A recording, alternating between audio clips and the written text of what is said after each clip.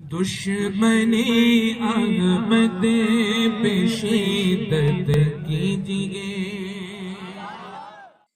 معزز علماء ملت اسلامیہ، نوجوان ساتھیوں، بزرگوں اور دوستوں، عزیز بچوں، خواندہ نشین اور بہنوں، السلام علیکم ورحمۃ اللہ وبرکاتہ۔ الحمدللہ رب العالمین، والصلاة والسلام على سید الانبیاء والمرسلین وعلى آلہ الطیبین الطاہرین واصحابہ الہادین المہدیین، اما بعد، اعوذ باللہ من الشیطان الرجیم، بسم اللہ الرحمن الرحیم۔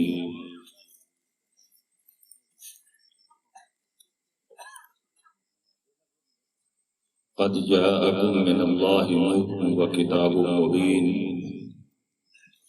آمنت باللہ صدق اللہ مولانا العظیم، وصدق رسولہ النبی الامین المکین الکریم، ونحن على ذلك لمن الشاهدين والشاكرين، والحمد للہ رب العالمین۔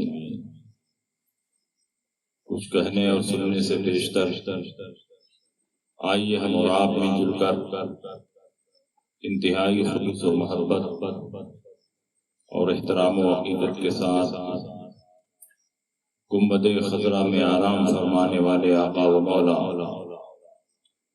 مدنی تاجدار، دونوں عالم کے مالک و مختار، سید ابرار و اخیار جناب احمد مصطفیٰ محمد مصطفیٰ صلی اللہ علیہ وسلم کی بارگاہ میں جھوم جھوم کر درود شریف کا نذرانہ عقیدت پیش کریں اور پڑھیں، اللہم صلی علی سیدنا و شفیعنا و حبیبنا و مولانا محمد مبارک وسلم، صلاۃ و سلام علیک یا رسول اللہ صلی اللہ علیہ وسلم۔ حضرات، قابل صد مبارکباد ہیں اس بستی کے مسلمان جنہوں نے نبی اکرم صلی اللہ علیہ وسلم کی محبت میں اس محفل کو سجایا ہے، سنوارا ہے۔ سرکار دو عالم صلی اللہ علیہ وسلم کی تشریف آوری، آپ کی پیدائش اور آپ کا وجود مسعود پوری کائنات کے لیے باعث رحمت ہے۔ مخلوقات الہیہ میں کوئی شے ایسی نہیں ہے جو میرے نبی سے بہتر ہو، اسی لیے اللہ تعالیٰ نے بڑے اہتمام کے ساتھ اپنے نبی کو پیدا فرمایا۔ جس قدر آپ کی پیدائش پر اہتمام ہوا اور آپ کی پیدائش پر جو علامتیں اور نشانیاں دنیا کے مختلف حصوں میں ظاہر ہوئی اور جس شان سے آپ کی ولادت ہوئی اور جس طرح آپ کی نشو و نما ہوئی اور جتنے معجزات و کمالات آپ کے ہاتھ سے ظاہر ہوئے، کسی نبی اور رسول کے ہاتھ سے اتنے معجزات ظاہر نہیں ہوئے۔ اللہ رب العزت نے اپنی مخلوقات میں ایک عظیم شاہکار بنا کر اپنے حبیب کو دنیا والوں کے سامنے پیش فرمایا۔ حدیث قدسی میں اللہ نے فرمایا، لولا محمد و امتہ لما خلقت الجنت ولا النار ولا الشمس ولا القمر ولا اللیل والنہار ولا ملکا مقربا ولا نبیا مرسلا۔ اگر محمد صلی اللہ علیہ وسلم اور ان کی امت کو پیدا کرنا مقصود نہ ہوتا تو میں جنت و دوزخ کو بھی پیدا نہ کرنا، چاند اور سورج کو بھی پیدا نہ کرنا، دن اور رات کو بھی پیدا نہ کرنا، انبیاء اور مرسلین کو بھی پیدا نہ کرنا۔ اور ایک دوسری حدیث میں تو اللہ نے یہاں تک ارشاد فرمایا کہ اگر محمد صلی اللہ علیہ وسلم کو پیدا کرنا مقصود نہ ہوتا تو میں اپنی ربوبیت کا اعلان بھی نہ فرماتا۔ بے مثال شاہکار بن کر دنیا والوں کے سامنے ہمارے پیغمبر تشریف لائے، جس حیثیت سے ان کی سیرت کا مطالعہ کیا جائے آپ بے مثل و بے مثال نظر آتے ہیں۔ حضرت آدم سے لے کر عیسیٰ تک جتنے انبیاء اور مرسلین آئے، ہر نبی اور رسول سے یہ عہد و پیمان لیا گیا کہ اگر تم محمد عربی کا زمانہ پاؤ تو ضرور ضرور ان پر ایمان لاؤ، ان کی مدد کرو۔ لمبی چوڑی آیت کریمہ ہے، وَإِذَا أَخَذَ اللَّهُ مِيثَاقَ النَّبِيِّينَ لَمَا آتَيْتُكُم مِّن كِتَابٍ وَحِكْمَةٍ ثُمَّ جَاءَكُمْ رَسُولٌ مُصَدِّقٌ لِّمَا مَعَكُمْ لَتُؤْمِنُنَّ بِهِ وَلَتَنصُرُنَّهُ قَالَ أَأَقْرَرْتُمْ وَأَخَذْتُمْ عَلَىٰ ذَلِكُمْ إِصْرِي قَالُوا أَقْرَرْنَا قَالَ فَاشْهَدُوا وَأَنَا مَعَكُمْ مِنَ الشَّاهِدِينَ۔ اللہ نے صرف ان سے عہد و پیمان ہی نہیں لیا بلکہ اللہ نے فرمایا تم گواہ بنو، اس بات کی گواہی دو کہ اگر تم کو اس نبی کا زمانہ ملے گا تو تم ان پر ایمان لاؤ گے، نبی پر ایمان لاؤ اور ان کی مدد اور نصرت کرو گے۔ سارے انبیاء اور مرسلین نے اقرار کیا، قالوا اقررنا، ہم نے اقرار کر لیا، ہم نے عہد و پیمان کر لیا، اگر ہمارے زمانے میں وہ نبی ظاہر ہوں گے تو ہم اپنی شریعت چھوڑ کر ان کی شریعت کی پیروی کریں گے۔ اللہ نے فرمایا کہ صرف اقرار کرنے سے کام نہیں چلے گا، قال فاشهدوا، تم گواہ بھی بنو۔ اور اللہ نے صرف اسی پر اکتفا نہیں کیا بلکہ اللہ نے فرمایا کہ میں بھی تمہارے ساتھ گواہ ہوتا، وَأَنَا مَعَكُمْ مِنَ الشَّاهِدِينَ، میں بھی تمہارے ساتھ گواہ ہو جاتا ہوں۔ نبی آخر الزمان صلی اللہ علیہ وسلم کی اہمیت اور عظمت کا اندازہ اسی بات سے ہو رہا ہے کہ ہر نبی رسول جب تک میرے سرکار کی نبوت و رسالت کا اقرار نہ کرے اس وقت تک اس کی نبوت و رسالت کمپلیٹ نہیں ہو سکتی ہے۔ لیکن میرے سرکار سے یہ عہد و پیمان نہیں لیا گیا کہ تم آدم کا زمانہ پاؤ تو ان پر ایمان لاؤ، تم شیش کا زمانہ پاؤ تو ان پر ایمان لاؤ، تم نوح کا زمانہ پاؤ تو ان پر ایمان لاؤ، تم زکریا اور یحییٰ کا زمانہ پاؤ تو ان پر ایمان لاؤ، تم عیسیٰ اور موسیٰ کا زمانہ پاؤ تو ان پر ایمان لاؤ، اس لیے کہ ہر نبی اور ہر رسول کی نبوت و رسالت یہ میرے سرکار کی نبوت و رسالت کا فیضان ہے، میرے سرکار کی نبوت و رسالت کا صدقہ ہے۔ لیکن میرے نبی کی نبوت و رسالت کسی نبی کا صدقہ نہیں، اللہ کا عظیم انعام۔ بے مثل و بے مثال نبی اللہ نے 12 ربیع الاول شریف میں آمنہ کے گھر میں پیدا فرمایا، اسی لیے اللہ نے بے شمار نعمتیں ہمیں دی، دیکھنے کے لیے آنکھ دیا، احسان نہیں جتلایا، بولنے کے لیے زبان دی، احسان نہیں جتلایا، پکڑنے کے لیے ہاتھ دیا، احسان نہیں جتلایا، چلنے کے لیے پاؤں دیا، احسان نہیں جتلایا، سوچنے کے لیے دماغ دیا، احسان نہیں جتلایا، سمجھنے کے لیے دل دیا، احسان نہیں جتلایا، بلکہ اللہ نے زمین دی، احسان نہیں جتایا، اللہ نے آسمان دیا، احسان نہیں جتایا، اللہ نے جنت پیدا کی، احسان نہیں جتایا، اللہ نے کائنات کی بے مثال چیزوں کو پیدا فرمایا، احسان نہیں جتایا، اس لیے کہ احسان بڑی چیز پر جتلایا جاتا ہے۔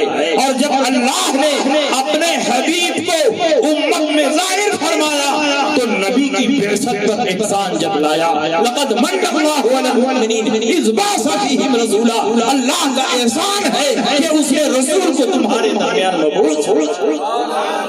آپ ذرا اندازہ لگاؤ میرے سرکار کی کیا شان، نبی اکرم صلی اللہ علیہ وسلم کو اللہ نے اپنے خاص نور سے پیدا فرمایا، اور اس وقت پیدا فرمایا جب وقت بھی نہیں، نہ زمین تھی، نہ آسمان تھا، نہ چاند اور سورج تھے، نہ جنت و دوزخ کی تخلیق ہوئی، نہ وادیوں کو بہار تھے، نہ انبیاء اور مرسلین تھے، نہ فرشتوں کی جماعت تھی، کائنات عالم کا کوئی ذرہ موجود نہیں تھا، صرف اور صرف اللہ کی ذات تھی، اور اللہ نے اپنے خاص نور سے اپنے حبیب کے نور کو پیدا فرمایا۔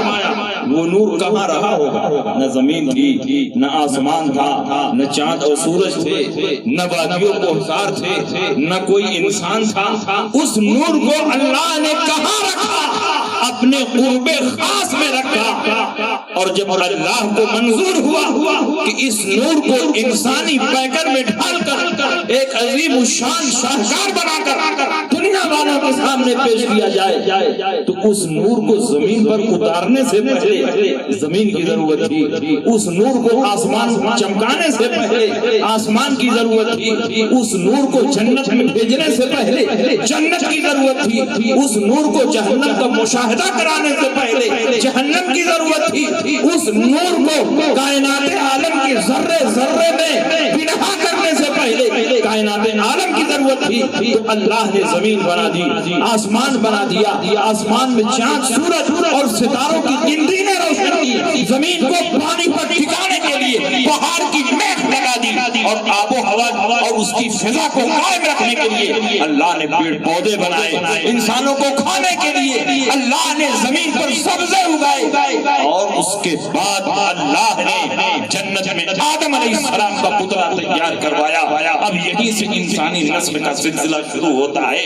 حضرت آدم علیہ السلام کے جسد پاک کے لیے مختلف جگہوں سے مٹی لائی گئی اور اس کو کوٹا گیا، خمیر تیار کی گئی، جنت میں آدم علیہ السلام کا پتلا تیار کیا گیا اور اس میں روح ڈالی گئی۔ حضرت آدم پتلا سے حیوان حساس بن کر انسان اول کی حیثیت سے تشریف لاتے ہیں۔ ایک نقطہ اور بھی سنیے، اللہ نے آدم کو جنت میں پیدا فرمایا، اور قرآن میں فرما رہا ہے وَإِذْ قَالَ رَبُّكَ لِلْمَلَائِكَةِ إِنِّي جَاعِلٌ فِي الْأَرْضِ خَلِيفَةً، فرشتوں سے اللہ فرما رہا ہے کہ میں زمین میں اپنا خلیفہ بنانے والا ہوں۔ یہ کلام الہی ہے، اور کلام الہی بھی ازلی اور ابدی ہے۔ اللہ ان کا پتلا جنت میں تیار کروا رہا ہے، اور ایک طرف اعلان کر رہا ہے کہ میں زمین میں اپنا خلیفہ بنانے والا ہوں۔ اس کا مطلب یہ ہوا کہ اللہ رب العزت نے پہلے سے یہ طے فرما دیا تھا کہ آدم جنت میں آئیں گے، گیہوں کھائیں گے اور زمین پر اتریں گے، اور اس وقت خلافت ارضی کی ذمہ داری آدم علیہ السلام کی غلطی کوئی غلطی نہیں ہے، وہ تو اللہ رب العزت نے پہلے سے طے کر دیا تھا کہ زمین میں آپ خلافت کو انجام دیں گے، زمین میں آپ اللہ کی نیابت کریں گے، خلیفۃ اللہ فی الارض کی حیثیت سے آپ زمین میں آئیں گے۔ جنت میں پیدا کیا گیا اور ایک بہانہ ہوا، اور آدم علیہ السلام زمین پر تشریف۔ جب آدم علیہ السلام پیدا ہوئے، آپ میں روح پھونکی گئی، حیوان حساس بنے، تو پیارے مصطفیٰ کے نور کو آدم کی پیشانی میں رکھ دیا گیا۔ حضرت آدم کی پیشانی آفتاب و مہتاب کی طرح جگمگانے لگی۔ جنت میں جس طرف گزرتے ہر طرف روشنی ہی روشنی، ہر طرف خوشبو ہی خوشبو۔ اور جب اللہ کو منظور ہوا کہ اب اس نور کو دنیا میں بھیجا جائے، تو حضرت آدم علیہ السلام کو سرندیب کی پہاڑیوں پر اتارا گیا۔ حضرت آدم علیہ السلام کے ساتھ وہ نور بھی اس دنیا میں آیا، ایک مدت تک ان کی پیشانی میں جگمگاتا رہا۔ جب اللہ کو منظور ہوا یہ نور اور آگے بڑھے، تو اللہ نے حضرت حوا کے رحم مبارک میں اس نور کو منتقل کیا۔ 9 ماہ تک وہ نور حضرت حوا کے رحم مبارک میں چمکتا رہا، اور جب اللہ کو منظور ہوا کہ یہ نور اور آگے بڑھے، تو حضرت حوا کے پیٹ سے حضرت شیش پیدا ہوئے، اور آپ کی پیشانی میں یہ نور منتقل ہو گیا۔ نسلاً بعد نسل، قرناً بعد قرن، پاک صلبوں سے پاک رحموں میں یہ نور منتقل ہوتا رہا، یہاں تک کہ حضرت عبداللہ کی پیشانی میں جلوہ گر ہو گیا۔ اللہ کے نبی ارشاد فرماتے ہیں، کتاب الشفا کی حدیث ہے، لم یزل اللہ ینقلنی من الاسلاب الکریمۃ والارحام الطاہرۃ حتی اخرجنی بین ابویہ، اور شرح زرقانی کی حدیث ہے، لم ازل انقل من اسلاب الطاہرین الی ارحام الطاہرات۔ ہر زمانے میں پروردگار عالم نے میرے نور کو پاک صلبوں سے پاک رحموں میں منتقل کیا، یہاں تک کہ مجھ کو میرے والدین کے درمیان سے پیدا فرمایا۔ جب حضرت عبداللہ کی پیشانی میں نور مصطفیٰ جلوہ گر ہوا، مکے کے کونے کونے میں نور مصطفیٰ کی چمک، نور مصطفیٰ کی مہک محسوس کی جانے لگی۔ حضرت عبداللہ مکے کی جس گلی سے گزر جاتے وہ گلی روشن ہو جاتی، وہ گلی معطر ہو جاتی۔ ہزاروں دوشیزاؤں نے حضرت عبداللہ سے نکاح کا پیغام بھیجا، ہزاروں ماں نے اپنی بیٹیوں کا رشتہ بھیجا، لیکن اللہ نے حضرت عبداللہ کی زوجہ کی حیثیت سے جس شخصیت کا ازلی میں انتخاب فرما دیا تھا وہ حضرت آمنہ۔ حضرت عبداللہ کی پیشانی میں نور جگمگا رہا، دنیا کے کونے کونے میں اس کی شہرت پہنچ رہی ہے۔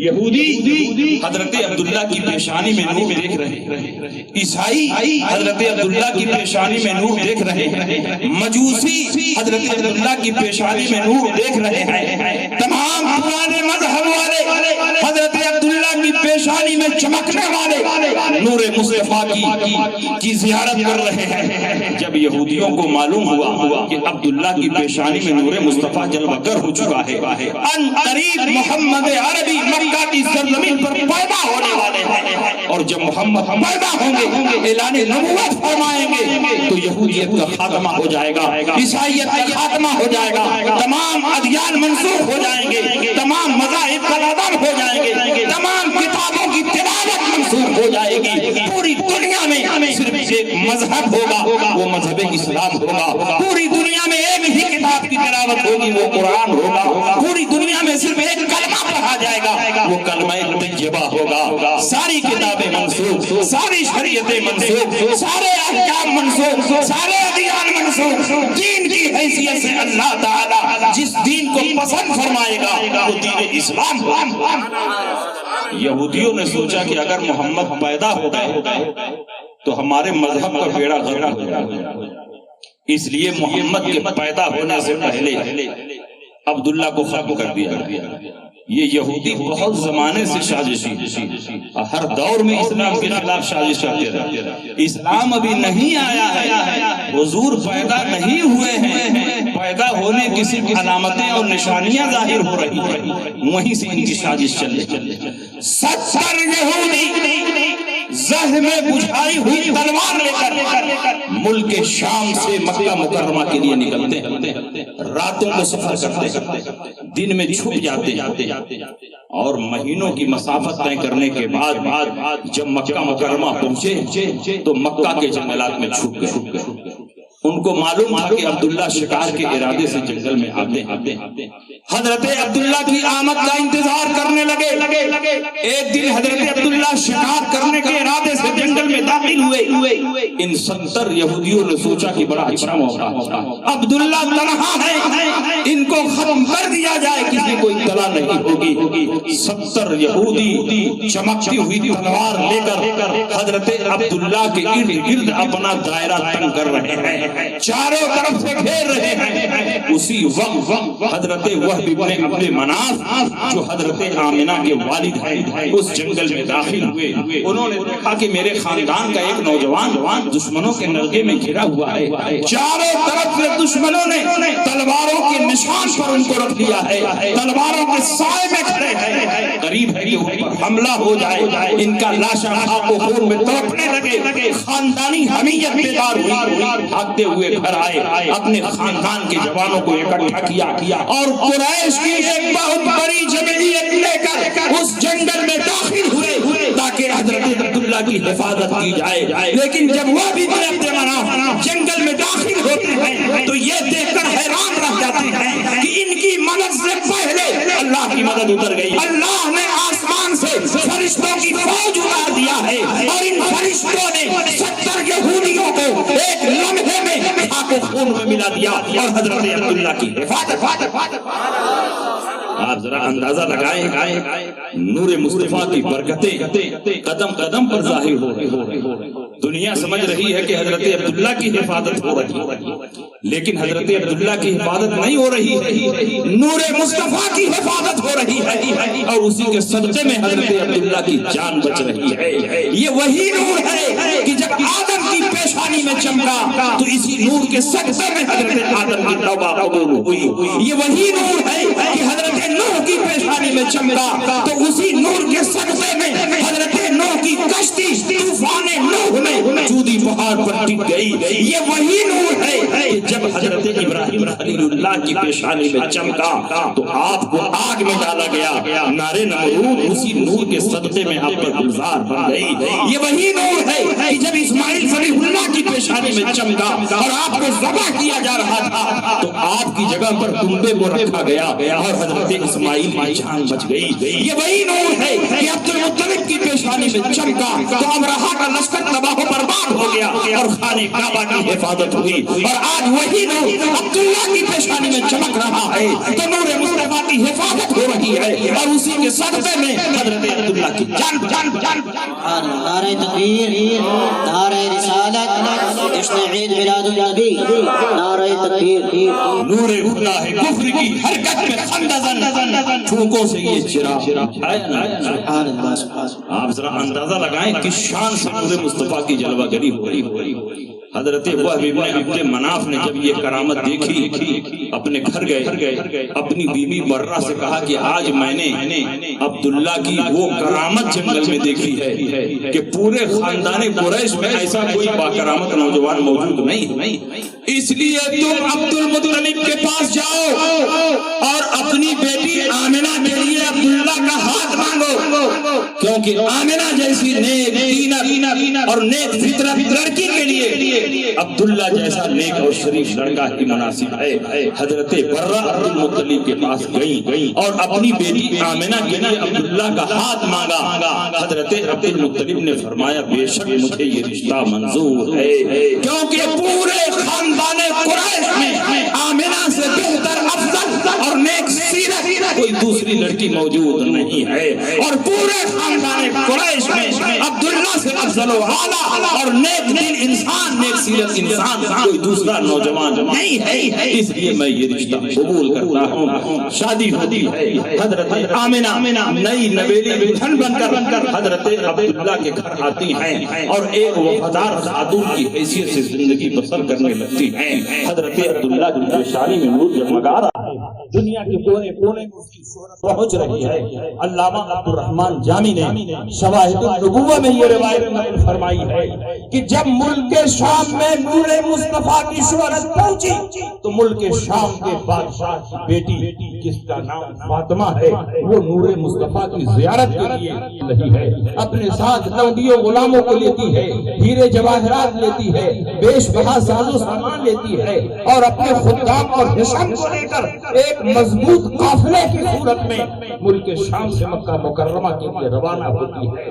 مہینوں کی مسافت طے کرنے کے بعد جب مکہ مکرمہ پہنچی، خانہ کعبہ کے پاس خیمہ زن ہو گئی. حضرت عبداللہ کی آمد کا انتظار کرنے لگی. 3 دن کے بعد حضرت عبداللہ طواف کعبہ کے لیے مطاف کعبہ میں پہنچے اور لوگوں نے بتایا شہزادی سے کہ حضرت عبداللہ تشریف لائے ہوئے ہیں جن کے دیدار کے لیے تم ملک شام سے آئی ہو. وہ شہزادی اپنے خیمے سے نکلی، حضرت عبداللہ کے سامنے حاضر ہوئی اور جیسے ہی اس نے پیشانی عبداللہ میں نور مصطفیٰ کو جگمگاتے ہوئے دیکھا اس کے دل کی دنیا بدل گئی. اس کے دل میں انقلاب برپا ہوا. اس نے بے اختیار اپنے چہرے سے نقاب کو الٹ دیا اور کہا اے عبداللہ میں تم سے نکاح کرنا چاہتی ہوں، میں تم سے شادی کرنا چاہتی ہوں. جب حضرت عبداللہ نے اس کے حسن عالمتاب کو دیکھا، اس کے جمال جہاں آرا کو دیکھا تو آپ کے دل کی کیفیت بھی بدلنے لگی. آپ نے کہا میں شادی تو کر سکتا ہوں لیکن میری شادی حضرت آمنہ سے ہو چکی ہے اور دوسری شادی کے لیے مجھے اپنے باپ سے مشورہ کرنا ہوگا، ان سے اجازت لینی ہوگی۔ جب تک میرے باپ اجازت نہیں دیں گے میں تم سے شادی نہیں کر سکتا۔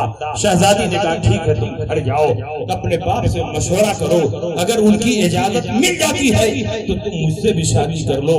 حضرت عبداللہ گھر آئے اور اسی رات حضرت آمنہ کے ساتھ بستر پر سوتے ہیں اور من جانب اللہ خواہش مجامعت آپ کے دل میں ڈال دی جاتی ہے، اور اسی رات وہ جزو نسل محمدی جو حضرت آدم سے ہوتا ہوا عبداللہ تک پہنچا تھا حضرت آمنہ کے رحم مبارک میں منتقل ہو گیا۔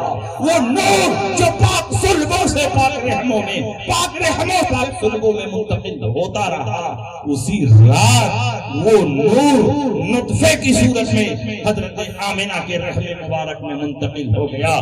شیخ عبدالحق محدث دہلوی مدارج النبوہ میں اس رات کی فضیلت بیان کرتے ہوئے لکھتے ہیں نطفہ طاہرہ کہ اصل کل خیرات و مادہ جمیع برکات دری شمس در بدن آمنہ منتقل شد، وہ نطفہ طیبہ اور طاہرہ جو تمام برکتوں کی اصل اور جڑ ہے، اسی جمعہ مبارکہ کی رات میں حضرت آمنہ کے رحم مبارک میں منتقل ہوا۔ اگر جمعہ کو فضیلت حاصل ہے تو وہ بھی میرے مصطفیٰ کے نور کا صدقہ۔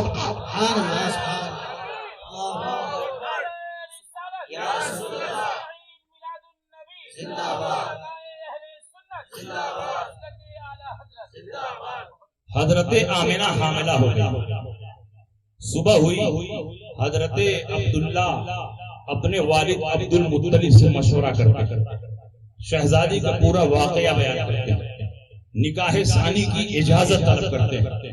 حضرت عبد المطلب نے اجازت دے دی۔ حضرت عبداللہ خوشی خوشی چلے تاکہ خانہ کعبہ کے پاس پہنچ کر شہزادی کو نکاح کی خوشخبری سنا دیں، باپ کی طرف سے اجازت ملنے کی خوشخبری سنا دیں۔ جب حضرت عبداللہ شہزادی کے خیمے کے پاس پہنچے اور شہزادی نے آپ کی پیشانی کو دیکھا تو شہزادی نے اپنا چہرہ گھما لیا، آپ سے اعراض کر لیا، آپ سے اپنا منہ پھیر لیا۔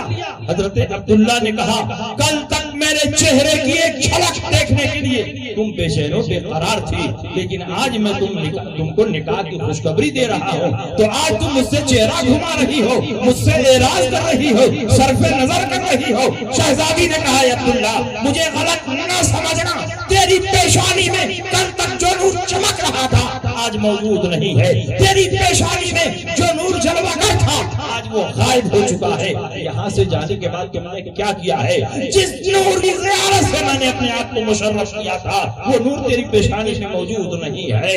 تیرے وجود کے صدف میں جو گوہر چھپا ہوا تھا لگتا ہے اس کو کسی اور عورت نے حاصل کر لیا ہے، اور جب تیری پیشانی سے نور غائب ہو چکا ہے تو اب میں تم سے شادی نہیں کر سکتی ہوں۔ میرا مقصد یہ نہیں تھا کہ نکاح کر کے میں خواہش نفس کی تکمیل کروں، خواہش نفس کے لیے میں نکاح نہیں کر رہی تھی، مجھے یقین سے معلوم تھا کہ تیری نسل سے محمد عربی پیدا ہونے والے ہیں۔ میرا مقصد یہ تھا کہ وہ نور میرے اندر منتقل ہو اور نبی آخر الزمان کی ماں بننے کا شرف مجھے۔ لیکن اب جب کہ تیری پیشانی میں وہ نور نہیں ہے تو اب میں تم سے شادی نہیں کر سکتا۔ ذرا دیکھیں کس شان سے نور مصطفیٰ کی جلوہ گری ہو رہی، کس طرح نور مصطفیٰ اپنی رحمتیں اور برکتیں دکھا رہا۔ حضرت آمنہ حاملہ حمل کے زمانے میں عورتوں کو بہت تکلیفیں ہوتی ہیں، بہت پریشانیاں ہوتی ہیں، درد و کرب کے عالم میں 9 ماہ کی مدت بیتتی، لیکن حضرت آمنہ فرماتی ہیں پیارے مصطفیٰ 9 ماہ تک میرے پیٹ میں رہے لیکن کبھی کوئی درد نہیں، کبھی کوئی تکلیف نہیں۔ راتوں کو میں سوتی تھی مجھے اچھے اچھے خواب نظر آتے تھے، ملائے اعلیٰ کے فرشتے آ کر مجھے مبارکباد پیش کرتے تھے، اے آمنہ مبارک ہو، ان قریب تیرے بطن سے محمد عربی پیدا ہونے والے ہیں۔ وہ ساعت سعید قریب آتی ہے جس کو 12 ربیع الاول کہتے ہیں. صبح صادق کا وقت ہوتا ہے. حضرت عبد المطلب طواف کعبہ کو گئے ہوئے ہیں.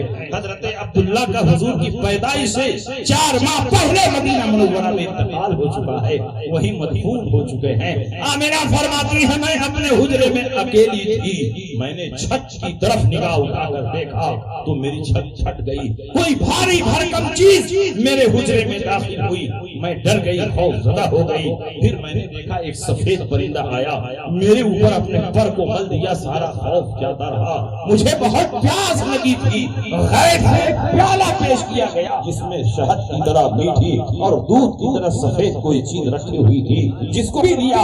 پھر میں نے دیکھا چھت کے راستے سے دراز قامت خوبصورت عورتیں جو عبد مناف کی بیٹی کے مشابہ ہے میرے حجرے میں داخل ہو رہی ہیں, مجھے مبارکباد پیش کر رہی ہیں. پھر میں نے دیکھا زمین سے لے کر آسمان تک ایک ریشمی پردہ آویزہ کر دیا گیا ہے, اور حاطف غیبی نے ندا دی آمنہ اس پردے کو پکڑ لے. جیسے ہی میں نے اس پردے کو پکڑا نگاہوں سے پردے ہٹ گئے, نگاہوں کے حجابات ہٹ گئے. میں نے زمین کے مشرق کو بھی دیکھا, زمین کے مغرب کو بھی دیکھا, زمین کے شمال کو بھی دیکھا, زمین کے جنوب کو بھی دیکھا. میں نے دیکھا دنیا میں 3 جھنڈا لہرا رہا ہے, ایک مشرق میں, ایک مغرب میں, ایک بام کعبہ پر لہرا رہا ہے. میں آپ سے پوچھنا چاہتا ہوں کہ اس وقت دنیا میں کون جھنڈا لہرا رہا تھا؟ کیا اعلیٰ حضرت وہاں تھے؟ کیا ان کے مریدین تھے؟ کیا ان کے چاہنے والے تھے؟ کیا بریلوی وہاں پہنچ گئے تھے؟ اللہ فرشتوں کے ذریعے نبی کی پیدائش کا اعلان کر رہا ہے, اور ان کے پیدا ہونے سے پہلے دنیا میں جھنڈا پھہرا رہا ہے تاکہ دنیا والوں کو معلوم ہو جائے کہ آج کی رات جو بچہ پیدا ہو رہا ہے وہ کوئی معمولی بچہ نہیں, امام الانبیاء ہے, سید المرسلین. نعرہ تکبیر, نعرہ رسالت, مسلک اعلی حضرت, جشن عید میلاد النبی, علماء اہل سنت, نعرہ تکبیر. حضرت آمنہ فرماتی ہیں کہ جیسے ہی جھنڈا تھاما نگاہوں سے سارے حجابات, سارے پردے ہٹ گئے. زمین کے مشرق و مغرب کو بھی دیکھ لیا, ورأیت مشارقها ومغاربها, زمین کے مشرق و مغرب کو بھی دیکھ لیا, کسرا کے شاہی محلات کو بھی دیکھ لیا. آمنہ فرماتی ہیں پھر حاطف غیبی نے ندا دی, اے آمنہ اب زمین پر لیٹ جا, محمد عربی کی ولادت کا وقت ہو رہا ہے. حضرت آمنہ زمین پر لیٹ جاتی ہیں اور پیارے مصطفیٰ نہایت شان و عظمت کے ساتھ اس روئے زمین پر پیدا ہوتے ہیں, اور جیسے ہی مصطفیٰ پیدا ہوئے پورا حجرہ روشن ہو گیا اور آپ کی خوشبو سے پورا حجرہ معطر. سبحان اللہ, سبحان اللہ.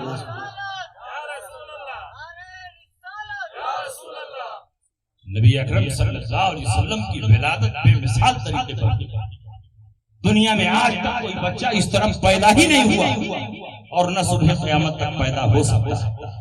نبی پیدا ہوئے حضرت صفیہ بنت عبد المطلب جو حضور کی پھوپھی, سیرت کی کتابوں میں ان کا بیان درج. شیخ عبدالحق محدث دہلوی نے اس کو اپنی کتاب میں لکھا, علامہ یوسف نبہانی نے جواہر البحار میں لکھا, شاہ ولی اللہ محدث دہلوی نے معارج النبوہ میں لکھا, علامہ عبد الرحمن جامی نے شواہد النبوہ میں لکھا. وہ فرماتی ہیں کہ جب حضور علیہ السلام پیدا ہو رہے تھے اس وقت میں حضرت آمنہ کے پاس حاضر تھی ان کی مدد کے لیے. اس رات 10 ایسی علامتوں اور نشانیوں کو دیکھا کہ کسی بچے کی پیدائش کے وقت ان علامتوں اور نشانیوں کو میں نے نہیں دیکھا. میں نے دیکھا جب محمد عربی پیدا ہوئے, پیدا ہوتے ہی سر کو سجدے میں رکھ دیا اور رب حبلی امتی, رب حبلی امتی کی صدائیں بیان کرنے لگے. اور جب سجدے سے سر اٹھایا ہے تو فصیح و بلیغ عربی میں کلمہ طیبہ پڑھ رہے ہیں, لا الہ الا اللہ انی رسول اللہ, کوئی معبود نہیں ہے سوائے اللہ کے اور میں اللہ کا رسول ہوں. اللہ کے نبی نے پیدا ہوتے ہی اپنی نبوت و رسالت کا اعلان کیا. کہاں ہے وہ جاہل مولوی جو کہتے ہیں نبی کو 40 سال کے بعد نبوت ملی ہے؟ وہ تمہارا کوئی جاہل نبی ہوگا, وہ تمہارا کوئی ڈپلیکیٹ نبی ہوگا, وہ تمہارا کوئی بنسپتی چھاپ نبی ہوگا جو 40 سال کے بعد نبی بنا ہوگا. ہم جس نبی کا کلمہ پڑھتے ہیں اور 12 ربیع الاول کو صبح صادق کے وقت جو نبی پیدا ہوا وہ پیدائشی نبی تھا، اس وقت بھی نبی تھا جبکہ آدم علیہ السلام آب و گل کی منزلیں طے کر رہے تھے۔ کنت نبیا وآدم بین الماء والطین، میں اس وقت بھی نبی تھا جبکہ آدم علیہ السلام آب و گل کی منزلیں طے کر رہے تھے۔ وہ تمہارا کوئی نبی ہوگا جسے پیچھے کا علم نہیں ہوگا۔ ہم جس نبی کا کلمہ پڑھتے ہیں اللہ نے تمام اولین و آخرین کے علم کو پیارے مصطفیٰ کے علم میں جمع فرما دیا ہے۔ اللہ نے انسانوں کی پیدائش سے لے کر جنتیوں کے جنت میں جانے اور دوزخیوں کے دوزخ میں جانے تک کی تمام تفصیلات پیارے مصطفیٰ کو بتا دیا ہے۔ میرا نبی وہ ہے کہ جب قبرستان سے گزرتا ہے مردوں کے حالات کو دیکھتا ہے، کس پر عذاب ہو رہا ہے، کس کو ثواب دیا جا رہا ہے۔ میرا نبی وہ ہے کہ جب مکے میں ہوتا ہے مدینے کے حالات کو دیکھتا ہے، مدینے میں ہوتا ہے جنگ روم کا مشاہدہ کرتا ہے، جب منبر پر ہوتا ہے قیامت تک کے احوال کو صحابہ کے سامنے بیان کرتا ہے، اور جب زمین پر ہوتا ہے آسمان والوں کو دیکھتا ہے، جب آسمان سے گزرتا ہے زمین پر چلنے والے انسانوں کے دلوں کو پڑھتا ہے۔ اعلیٰ حضرت نے اسی عقیدے کی ترجمانی کی ہے، سر عرش پر ہے تیرا گزر، دل فرش پر ہے تیری نظر، ملکوت ملک میں کوئی شے نہیں وہ جو تجھ میں آیا نہیں، خدا خدا کا یہی ہے در، نہیں اور کوئی مقر مقر جو وہاں سے ہو، یہی آگے ہو جو یہاں نہیں۔ نعرہ تکبیر، ہاتھوں کو اٹھا کر کے بولے نعرہ تکبیر، نعرہ رسالت، نعرہ رسالت، نعرہ رسالت۔ ماشاءاللہ ماشاءاللہ، اللہ کی شان یہ ہے، اس شان سے میرے مصطفیٰ کی جلوہ گری ہو رہی ہے۔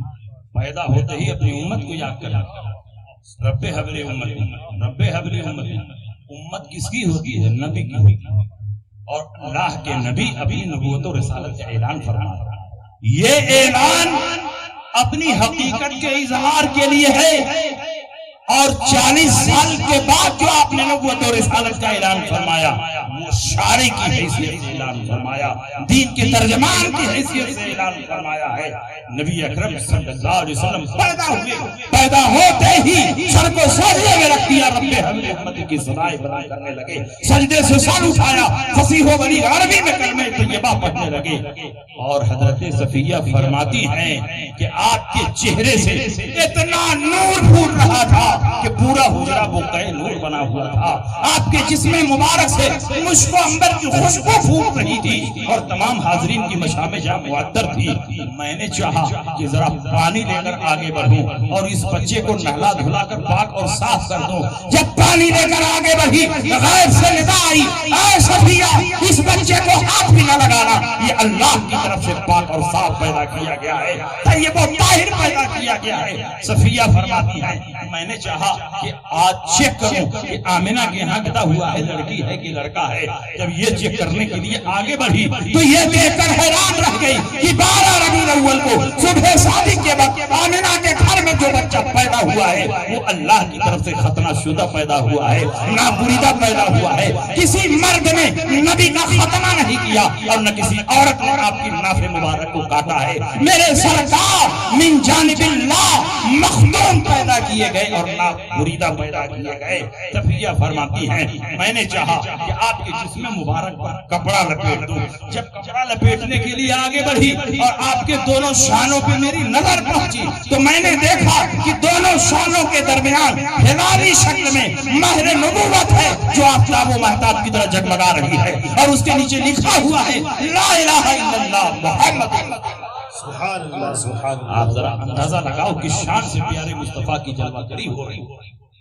آج اگر نبی کی پیدائش پر ہم جھنڈیاں لگا دیں تو بدعتی ہے، آج نبی کی پیدائش پر روشنی کا انتظام دیں تو بدعتی ہیں، ہم اسٹیج لگا دیں تو بدعتی ہیں، لیکن ہم کو میں یہ دیکھ رہے ہیں کہ نبی کی پیدائش پر اللہ نے پورے عالم کو سجا دیا ہے، پوری دنیا کو۔ آپ روایتیں اٹھا کر دیکھ لو، جس رات پیارے مصطفیٰ پیدا ہوئے، اللہ کا آقا تمام ستارے آسمان پر چمکتے رہے جب تک مصطفیٰ کی ولادت نہ ہو جائے۔ تمام پرندوں کو آگاہ تھا کہ پورے مکے کی فضا کو اپنے پروں سے گھیر لے، اور اس وقت تک نبی کا نغمہ پڑھتے رہے جب تک میرے نبی کی پیدائش نہ ہو جائے۔ یہ کس کی طرف سے اہتمام ہے؟ جبریل امین جھنڈیاں لگا رہے ہیں، جبریل امین پردہ لگا رہے ہیں، جبریل امین ریشمی پردہ زمین سے آسمان تک پھیلا رہے ہیں۔ یہ کس کی طرف سے اہتمام ہے؟ یہ اللہ کی طرف سے اہتمام ہے۔ گویا پروردگار عالم دنیا والوں کو یہ میسج اور پیغام دے رہا ہے کہ 12 ربیع الاول شریف کو جو بچہ پیدا ہوا ہے وہ کوئی معمولی بچہ نہیں، اس کی دھوم دھام سے اس کی ولادت مناؤ۔ اسی لیے اعلیٰ حضرت فرماتے ہیں حشر تک ڈالیں گے ہم پیدائش مولا کی دھوم، مثلے ساری نجد کے قلعے گراتے جائیں گے، خاک ہو جائیں عدو جل کر مگر ہم کو رضا، دم میں جب تک دم ہے ذکر ان کا سناتے جاتے۔ نعرہ تکبیر، نعرہ رسالت، مسلک اعلیٰ حضرت، جشن عید میلاد النبی، نعرہ تکبیر۔ یہ وہ علامتیں ہیں جو حجرہ عائشہ میں ظاہر، حجرہ آمینہ میں ظاہر، بہت سی علامتیں اور نشانیاں عرب میں ظاہر، بہت سی علامتیں نشانیاں دنیا کے کونے کونے میں ظاہر۔ اگر ان ساری علامتوں اور نشانیوں کو ہم بیان کریں تو بات بہت طویل ہو جائے گی۔ مورخین نے لکھا ہے دریائے ساوا جو ہزاروں سال سے بہ رہا تھا اور کبھی خشک نہیں ہوا، نبی کے پیدا ہوتے ہی وہ دریا خشک ہو۔ آتش کا دریائے فارس جو ہزاروں سال سے روشن اور فیروزہ تھا، نبی کے پیدا ہوتے ہی سر پڑ گیا۔ کسرا بادشاہ ایران کے محل میں شگاف پڑ گیا، اس کے 14 کنگورے گر گئے۔ بادشاہ بہت حیران ہوا، اتنا عظیم الشان مضبوط مستحکم محل بنایا، اربوں کروڑ روپیہ خرچ کیا، اور اچانک میرے محل میں شگاف پڑ گیا، 14 کنگورے گر گئے۔ بہت حیران ہوا، لگتا ہے کوئی بہت بڑی آسمانی مصیبت نازل ہونے والی ہے اور میرا خاتمہ ہونے والا ہے، میری حکومت کا خاتمہ ہونے والا ہے۔ یہ کوئی معمولی واقعہ نہیں ہے کہ کسرا بادشاہ ایران کے محل میں شگاف پڑ جائے اور اس کے 14 کنگورے گر جائیں۔ اس نے اپنے ملک کے کاہنوں کو بلایا، نجومیوں کو بلایا، پرانی کتابوں کا علم رکھنے والوں کو بتایا اور کہا کیا بات ہے کہ میرے محل میں شگاف پڑ گیا، 14 کنگورے گر گئے۔ پرانی کتابوں کا علم رکھنے والوں نے بتایا کہ ہماری کتابوں میں لکھا ہوا ہے کہ جب مکے کی سرزمین پر نبی آخر زمان پیدا ہوں گے تو بادشاہ ایران کے محل میں شگاف پڑ جائے گا، 14 کنگورے گر جائیں گے۔ لگتا ہے مکے کی سرزمین پر محمد کی پیدائش ہو چکی۔ اس نے کہا کیا بات ہے، 14 ہی کنگورے گرے، 12-13 کنگورے نہیں گرے، 15-16 نہیں گرے، 14 ہی کیوں گرے؟ کہا اس میں بھی ایک حکمت ہے، ہم نے اپنی کتابوں میں پڑھا ہے کہ جب مکے میں محمد پیدا ہو جائیں گے تو ایران میں صرف 14 ایرانی بادشاہ حکومت کریں گے، 15واں بادشاہ ایرانی نہیں ہوگا، ایران فتح ہو جائے گا اور اس پر اسلام کا پرچم لہرانے لگے گا۔ تاریخ اٹھا کر دیکھ لو، حضرت عثمان غنی کے زمانے میں 14 ایرانی بادشاہ حکومت سے فارغ ہوتے ہیں، 15واں بادشاہ ایرانی نہیں تھا، عمرو بن العاص نے پورے ایران کو فتح کر لیا اور ایران پر اسلام کا پرچم لہرانے لگا۔ تاریخ بتاتی ہے محمد کے پیدا ہوتی ہی فتوحات کا سلسلہ جاری ہے۔ اس شان سے میرے مصطفیٰ کی ولادت ہو رہی ہے، اس شان سے میرے مصطفیٰ کی پیدائش ہو رہی ہے۔ نبی اکرم صلی اللہ علیہ وسلم کی پیدائش بے مثل و بے مثال ہے، نبی اکرم صلی اللہ علیہ وسلم کی ولادت بے مثل و بے مثال ہے۔ دنیا میں بے شمار بچے پیدا ہوئے اور صبح قیامت تک پیدا ہوتے رہیں گے۔ بڑے بڑے انبیاء اور مرسلین آئے، بڑے بڑے سلاطین اور عمراء پیدا ہوئے، لیکن کسی بچے کی پیدائش کے وقت یہ علامتیں، یہ نشانیاں نہیں ظاہر ہوتی ہیں۔ گویا پروردگار عالم دنیا والوں کو یہ میسج اور پیغام دے رہا ہے کہ 12 ربیع الاول شریف کو آمنہ کے ہاں جو بچہ پیدا ہوا ہے وہ کوئی معمولی بچہ نہیں، یہ وہ بچہ ہے جس میں حضرت آدم کی صفوت بھی ہے، حضرت شیش کی بزرگی بھی ہے، حضرت نوح کی رفت بھی ہے، حضرت زکریا کی کرامت بھی ہے، حضرت یحییٰ کی معصومیت بھی ہے، حضرت سلیمان کی شاہنشاہیت بھی ہے، حضرت داؤد کی خلافت بھی ہے، حضرت ابراہیم کی خلت بھی ہے، اور حضرت اسماعیل کی استقامت بھی ہے، اس میں موسیٰ کا جلال بھی ہے اور حضرت یوسف کا جمال بھی ہے۔ یہ کوئی معمولی بچہ نہیں، یہ وہ بچہ ہے جس کو دعائے خلیل کہہ سکتے ہو، بشارت عیسیٰ کہہ سکتے ہو، طوفان نوح میں کشتی نوح کا نجات دہندہ کہہ سکتے ہو۔ یہ معمولی بچہ نہیں ہے، فردن جتنے انبیاء، جتنے مرسلین معجزات و کمالات لے کر آئے تھے، وہ سارے معجزات و کمالات سمیٹ کر پیارے مصطفیٰ میں جمع کر دیے گئے۔ حسن یوسف، دم عیسیٰ، یقے بیضاداری، آج خدا ہما دارت تو تمام۔ نعرہ تکبیر، نعرہ رسالت، علماء اہل سنت، جشن عید میلاد النبی، نعرہ تکبیر۔ بتائیے نبی اکرم صلی اللہ علیہ وسلم کی پیدائش کا اہتمام قدرت کی طرف سے ہو رہا ہے کہ نہیں؟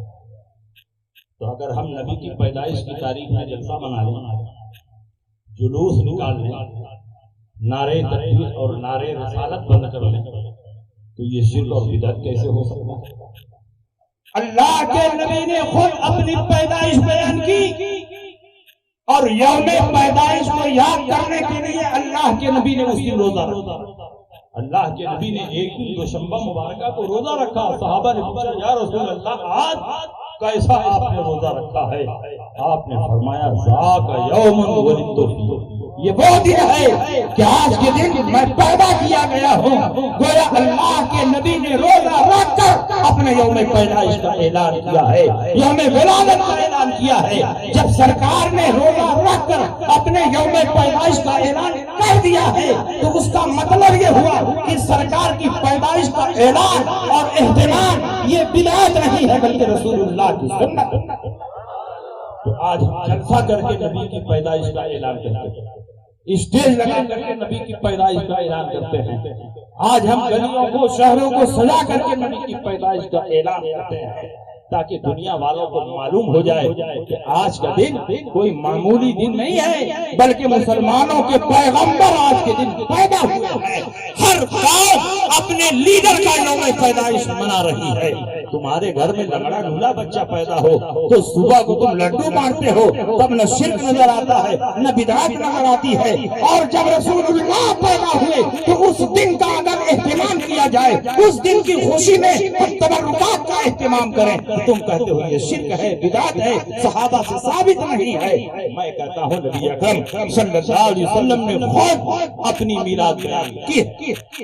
اللہ کے نبی نے ارشاد فرمایا مشکات شریف بابو فضائل سید المرسلین، بابو فضائل سید المرسلین میں حضور علیہ السلام کے فضائل کی حدیثیں بہت زیادہ بیان، اس میں اللہ کے نبی نے اپنی فضیلتیں بیان کی۔ انا سید ولد آدم، میں اولاد آدم کا سردار، انا اول من یقرع باب الجنہ، سب سے پہلے جنت کا پھاٹک میں کھٹکھٹاؤں گا اور جنت کا پھاٹک میرے لیے سب سے پہلے کھولا جائے گا اور میں جس کو چاہوں گا جنت میں داخل کر دوں گا۔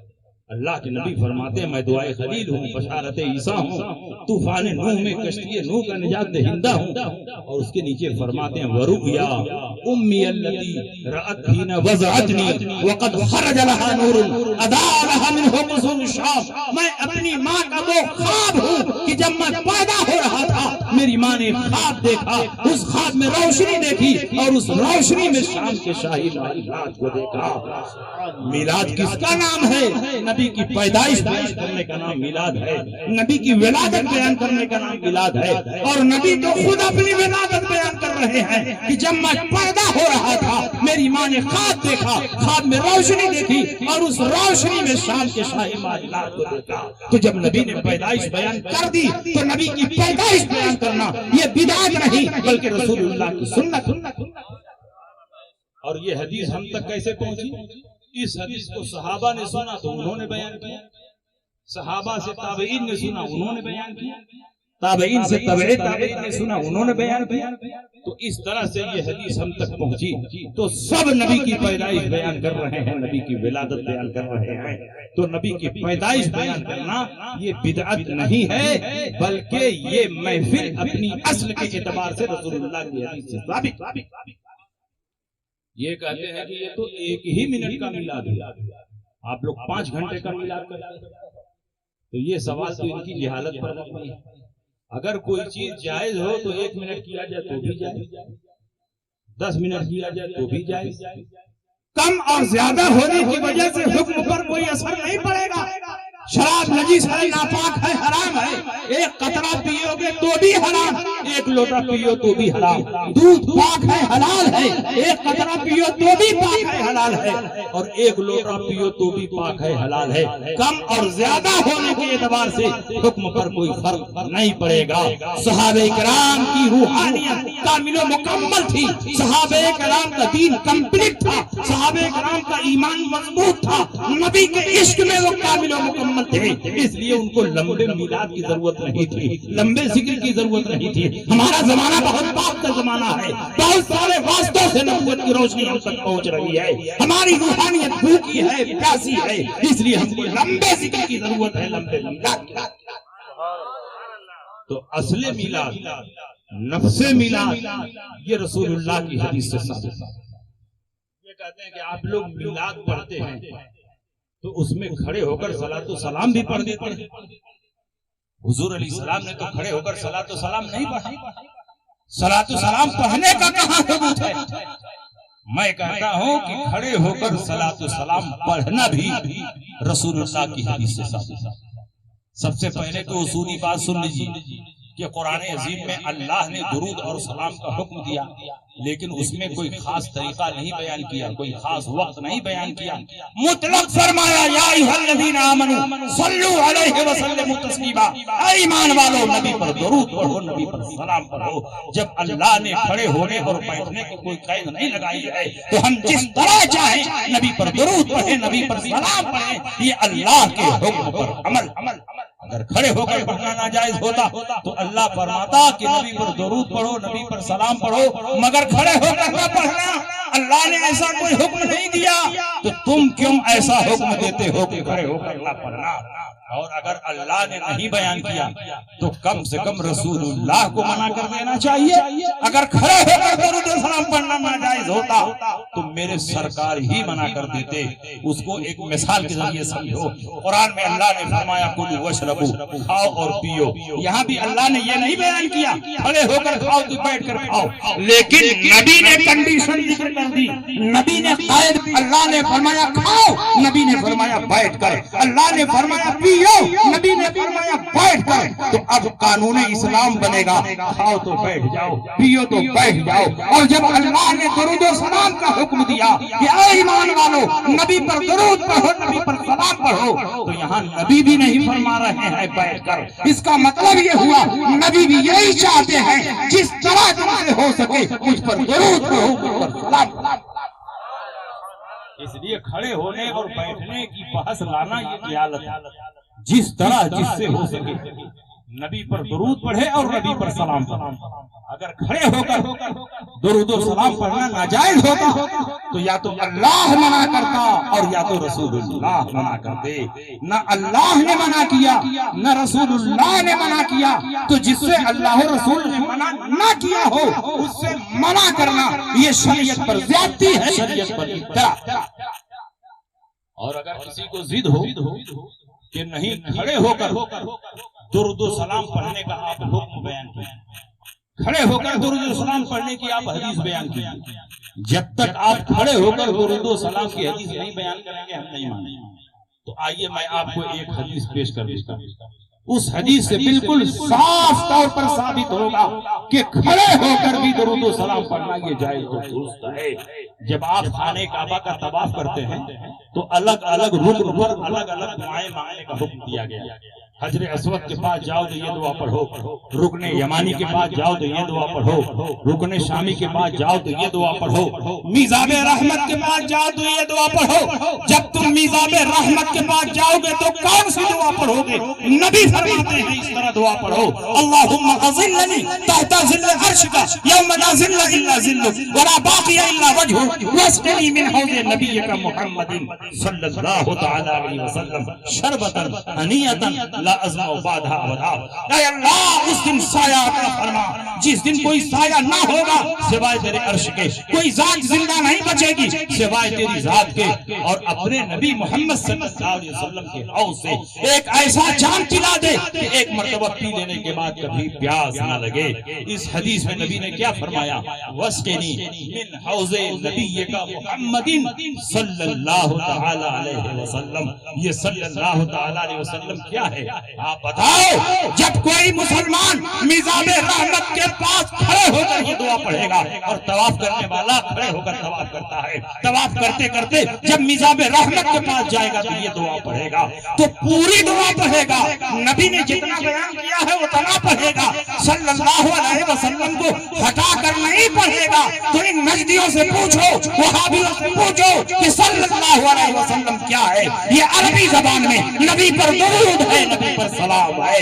جب خانہ کعبہ میں میزاب رحمت کے پاس کھڑے ہو کر نبی پر درود و سلام پڑھنا جائز ہے، تو ہندوستان میں بھی کھڑے ہو کر نبی پر درود و سلام پڑھنا جائز ہے۔ سبحان اللہ سبحان اللہ۔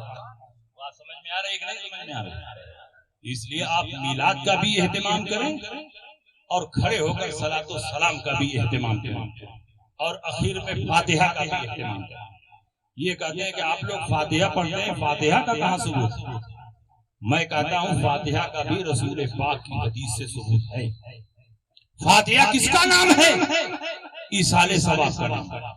ایصال ثواب کس کو کہتے ہیں؟ زندوں کے نیک عمل کا ثواب مردوں کو پہنچانا، یہ ایصال ثواب۔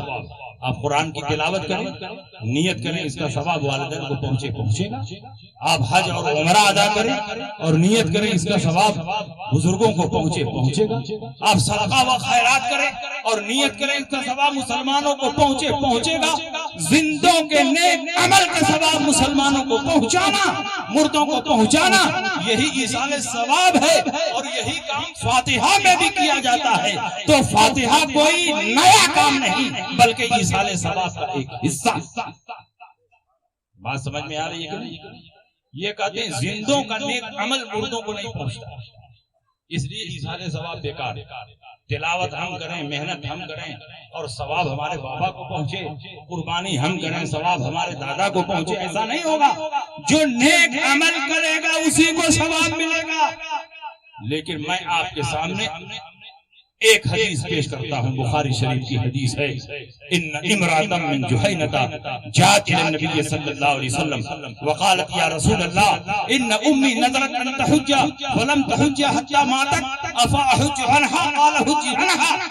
ایک عورت جو قبیلہ جحینہ سے تعلق رکھتی تھی نبی کی خدمت میں حاضر ہوئی، کہا یا رسول اللہ میری ماں نے نذر مانی تھی حج کرے گی، حج نہ کر سکی، ان کا انتقال ہو گیا، کیا میں ہی ان کی طرف سے حج کر لوں؟ ان کو ثواب مل جائے گا؟ نبی نے فرمایا حج کر لے، ثواب مل جائے گا۔ حج کون کر رہا ہے؟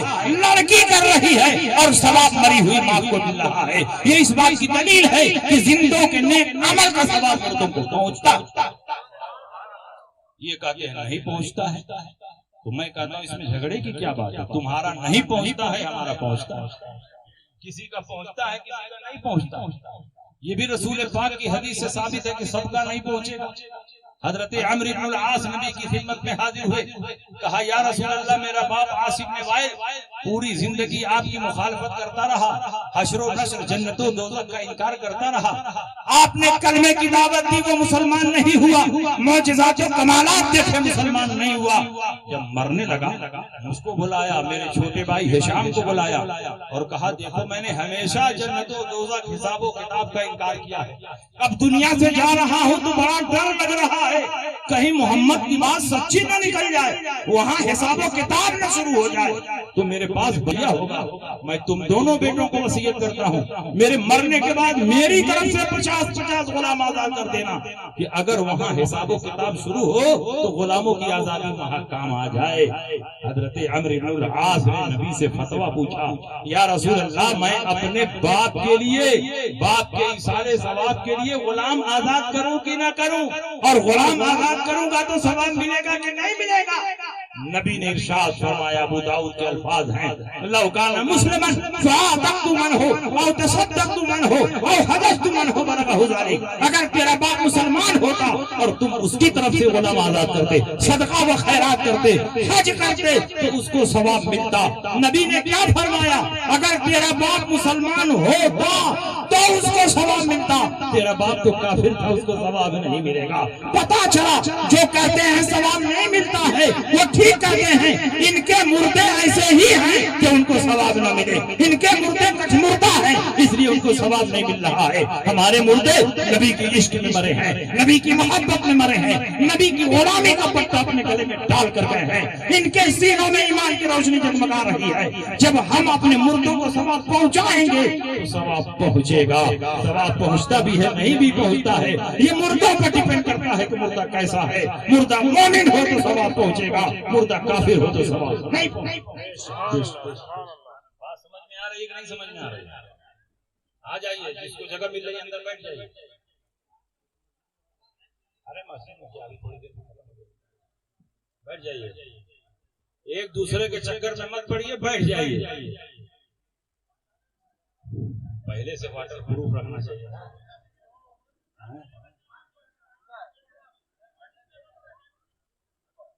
واٹر پروف پہلے سے رکھا ہوتا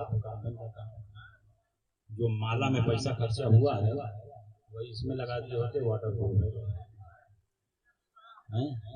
بریانی تھوڑی سی کم بنوا دیے ہوتے تو بھی واٹر پروف ہو جاتا۔ یہ دین کی باتیں ہیں، عقیدے کی باتیں ہیں۔ تو تقریر کریں کہ بند کر دیں؟ اچھا اچھا ٹھیک ہے۔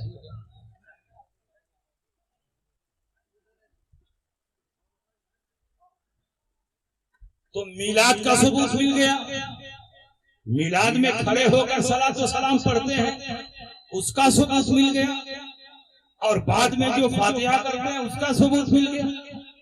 یہ کہتے ہیں کہ سامنے کھانا رکھ کر کے فاتحہ کرتے ہیں، تو سامنے کھانا رکھنے کا کیا ثبوت؟ میں کہتا ہوں کہ سامنے کھانا رکھنے کا بھی ثبوت ہے۔ تمہارا ثبوت ہو کہ نہ ہو لیکن سامنے کھانا رکھنے کا ثبوت ہے۔ اس حدیث کے راوی حضرت انس بن مالک حضور کے خادم خاص 12 سال تک حضور کے ساتھ سفر و حضر میں رہے، اور حضور کی سیرت اور اخلاق کے بارے میں ان کا بیان جہاں معتبر ہوگا اس کا ہوگا۔ وہ فرماتے ہیں 12 سال میں حضور کے ساتھ رہا، ان کے گھر میں رہا، سفر و حضر میں رہا، میرے سرکار کی سیرت اتنی اچھی ہے، سرکار کے اخلاق اتنا اچھے ہیں کہ 12 سال میں ایک مرتبہ بھی سرکار نے کبھی مجھ کو ڈانٹا نہیں، کبھی سرکار نے مجھ کو آرڈر نہیں دیا، کبھی سرکار نے ناراضگی ظاہر نہیں فرمائی، کبھی سرکار نے یہ نہیں کہا کہ تم نے یہ کام کیوں کر دیا، کبھی سرکار نے یہ نہیں کہا کہ تم نے یہ کیوں نہیں کیا، بلکہ سرکار خود ہی آگے بڑھتے تھے اور کام کر لیتے تھے۔ اپنے نالین پاک میں سوئی سے سرکار خود ہی سی لیا کرتے تھے، کپڑا پھٹا ہوتا تو چکتی سرکار خود ہی لگا لیا کرتے تھے، اگر جانور کو چارہ پانی دینا ہوتا تو سرکار خود ہی چارہ پانی دے دیتے تھے، گھر میں جھاڑو لگا دیتے تھے، بستر سمیٹ دیتے تھے۔ اللہ کے نبی گھریلو کاموں کو خود ہی کر دیا کرتے تھے، اپنے نوکر اور غلام کو نہیں فرماتے تھے کہ تم یہ کام کرو۔ میرے سرکار نے جو سیرت طیبہ اور عادت کریمہ پیش کی ہے، دنیا کا ہر قائد، دنیا کا ہر رہنما اگر اسی پر عمل کرنے لگے تو دنیا سے ظلم کا خاتمہ ہوتا۔ میرے سرکار کے خادم خاص انس بن مالک فرماتے ہیں کہ میری والدہ محترمہ نے مالیدہ بنا، مالیدہ محرم میں بنتا ہے نا، تو آپ لوگ سادہ سادہ بناتے ہیں، انس ابن مالک کی ماں نے سادہ نہیں بنایا، اس میں دہی، گھی، کھجور، پنیر اور بھی بہت ساری چیزیں ملا کر مالیدہ بنایا، کیونکہ یہ مالیدہ کہیں اور نہیں، نبی کی بارگاہ میں پیش کرنا۔ بیٹے لے جاؤ، نبی کی خدمت میں پیش کر دو اور کہنا یا رسول اللہ قبول فرما دیں، میری ماں نے خاص طور پر آپ کے لیے بنایا۔ مالیدہ لے کر چلے، نبی کے سامنے رکھ دیا، ماں کا سلام پیش کیا اور کہا یا رسول اللہ اسے قبول فرما دیں۔ نبی کے سامنے مالیدہ رکھا ہوا ہے اور حضور کھا نہیں رہے ہیں، کچھ پڑھ رہے ہیں۔ جب پڑھنے سے فارغ ہوئے اللہ کے نبی نے فرمایا اے انس بن مالک جاؤ، 10 صحابہ کو بلا کر 10 صحابہ آئے، کھانے لگے، جب پیٹ بھر گیا چلے گئے، فرمایا جاؤ اور 10 صحابہ کو بلا کر، وہ آئے کھائے، پیٹ بھر گیا چلے گئے، فرمایا جاؤ اور 10 صحابہ کو بلا کر لاؤ۔ 10 صحابہ آتے رہے، کھاتے رہے، آتے رہے، کھاتے رہے۔ انس بن مالک کا بیان ہے کہ 300 صحابہ کھا کر شکم فرمائے۔ نبی نے فرمایا کہ مالیدہ اٹھاؤ اور اپنے گھر لے جاؤ، اپنی ماں کو سلام کہنا اور کہنا کہ نبی نے تمہارا ہدیہ اور تحفہ قبول کر لیا۔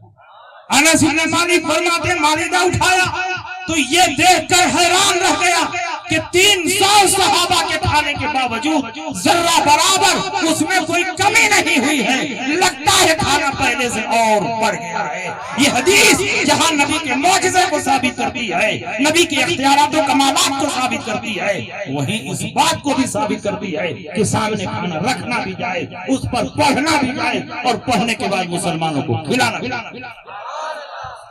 نبی کے سامنے رکھا گیا تو رکھنے کا ثبوت ہو گیا کہ نہیں؟ نبی نے اس پر پڑھا تو پڑھنے کا ثبوت ہو گیا کہ نہیں؟ اور نبی نے صحابہ کو کھلایا تو کھلانے کا بھی ثبوت ہو گیا۔ تینوں باتوں کا ثبوت اس حدیث میں موجود ہے، لیکن ان کو یہ حدیث نظر نہیں آتی۔ ایک صاحب نے کہا ہم کو تو یہ حدیث نظر نہیں آتی ہے، میں نے کہا سرما بھوپالی لگا کر حدیث تلاش کرتے تو کوئی حدیث نظر نہیں آتی، بریلی کا سرما لگاؤ تو ساری حدیثیں نظر آتی۔ اگر حدیث دیکھنا ہے تو بریلی کا سرما اور حدیث سمجھنا ہے تو امام احمد رضا کی طرح عشق مصطفیٰ پیدا کرو، بے عشق محمد جو پڑھاتے ہیں بخاری، آتا ہے بخاری تو بخاری نہیں۔ ایک صاحب نے کہا تب یہ بھی بتا دیجئے کہ حضور نے کیا پڑھا؟ میں نے کہا حضور نے اس پر کیا پڑھا اس کی تفصیل حدیث میں نہیں، بخاری میں ہے ثم قال فیہ ما شاء اللہ، جب کھانا رکھ دیا گیا تو جو اللہ نے چاہا وہ نبی نے پڑھا، اور مسلم میں ہے ثم تکلم بما شاء اللہ، جو اللہ نے چاہا وہ نبی نے کلام پڑھا۔ چاہنے والا اللہ، پڑھنے والے نبی، نبی کی زبان وحی الہی کی ترجمان، تو اس زبان سے نبی کیا پڑھیں گے؟ گیتا پڑھیں گے، رامائن پڑھیں گے، مہا بھارت پڑھیں گے، تورات و انجیل پڑھیں گے۔ اس زبان سے نبی پڑھیں گے تو قرآن پڑھیں گے، قرآن کی سورتیں پڑھیں گے، قرآن کی آیتیں پڑھیں گے، اور انہی چیزوں کی تلاوت ہم بھی کرتے ہیں۔ اس لیے فاتحہ یہ بدعت نہیں ہے، اپنی اصل کے اعتبار سے حدیث رسول سے ثابت۔ ایک صاحب نے کہا کیا بات ہے جن کھانوں پر آپ لوگ فاتحہ پڑھ دیتے ہیں یہ نہیں کھاتے؟ میں نے کہا انہی سے پوچھو کیوں نہیں کھاتے، یہ ان کا پرسنل میٹر ہے، ذاتی معاملہ ہے۔ ساری دنیا کے انسان کھا رہے ہیں، بڑے بڑے نیتا منسٹر کھا رہے ہیں، یورپ اور افریقہ میں ہم نے دیکھا کہ گورے اور کالے کھا رہے ہیں، سب تو کھا رہے ہیں۔ 12 ربیع الاول شریف کو آپ جب کھچڑا اور بریانی بہت زیادہ بنا دیتے ہو، محرم میں کھچڑا بنا دیتے ہو، اور دیکھتے ہو کہ کھاتے کھاتے لوگ تھک گئے، ختم نہیں ہوا، تو آپ گھروں میں بانٹ دیتے ہو، پھر بھی بچ جاتا ہے، جانوروں کو دیتے ہو، تو گدھا بھی اس کو کھا لیتا ہے، گدھی بھی کھا لیتی ہے، بکری بھی کھا لیتی ہے۔ نہ جانے کہ جنگل کے یہ گدھے ہیں کہ صرف یہی کھانے سے انکار کر رہے ہیں، باقی کوئی کھانے سے انکار نہیں کر رہے۔ کہا نہیں، آپ بتائیے کیا بات ہے کہ جن کھانوں پر آپ لوگ فاتحہ پڑھ دیتے ہیں یہ نہیں کھاتے؟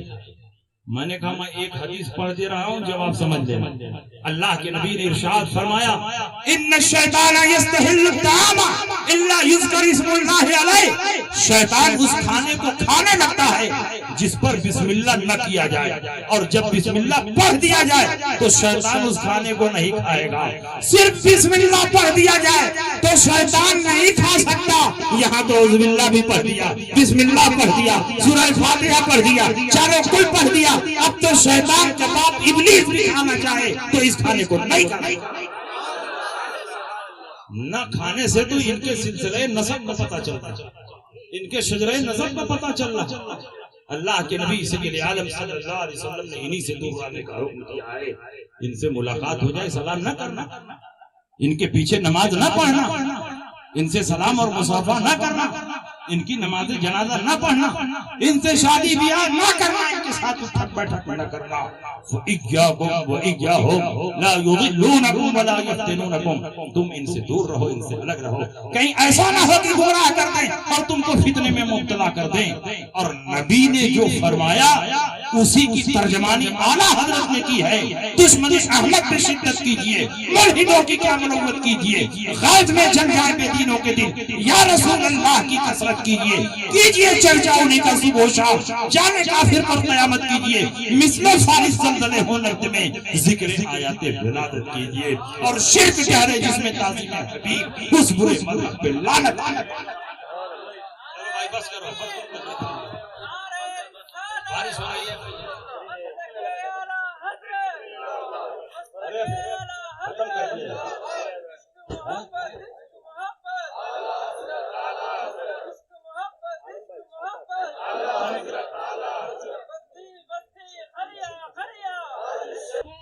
جو دلائل، جو براہین ہم نے پیش کیے، اس سے بالکل صاف ہو گیا کہ مسلک اعلیٰ حضرت کوئی نیا مسلک نہیں ہے۔ اہل سنت کے مسلک کا نام مسلک اعلیٰ حضرت ہے۔ صحابہ اور تابعین کے افکار و نظریات کے مجموعے کا نام مسلک اعلیٰ حضرت ہے۔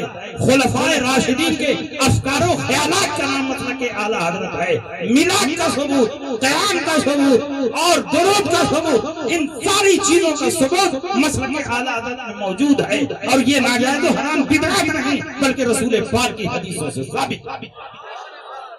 اور مسلک اعلیٰ حضرت کوئی نیا مسلک نہیں ہے۔ جنت میں لے جانے والے راستے کا نام مسلک اعلیٰ حضرت، جنت میں لے جانے والے راستے کا نام مسلک اعلیٰ حضرت۔ اعلیٰ حضرت عظیم البرکت رضی اللہ تعالی عنہ اللہ رسول کی بارگاہ میں اتنے مقبول ہیں کہ اعلیٰ حضرت امام احمد رضا ابھی پیدا نہیں ہوئے تھے کہ آپ کے پیدا ہونے سے 170 سال پہلے گجرات کی سرزمین پر ایک بہت بڑے ولی نے امام احمد رضا کے پیدا ہونے کی بشارت۔ اور یہ کوئی نئی بات نہیں ہے، کوئی نئی بات نہیں ہے۔ امام اعظم پیدا نہیں ہوئے تھے، رسول پاک نے ان کے پیدا ہونے کی بشارت۔ امام مالک پیدا نہیں ہوئے تھے، رسول پاک نے ان کے پیدا ہونے کی بشارت۔ غوث پاک پیدا نہیں ہوئے تھے، بڑے بڑے ولیوں نے ان کے پیدا ہونے کی بشارت دی۔ اور اعلیٰ حضرت امام احمد رضا بھی انہی مشائخ اور بزرگوں میں سے ہیں کہ ابھی پیدا نہیں ہوئے تھے کہ گجرات کی سرزمین پر 170 سال پہلے آپ کے پیدا ہونے کی بشارت دی۔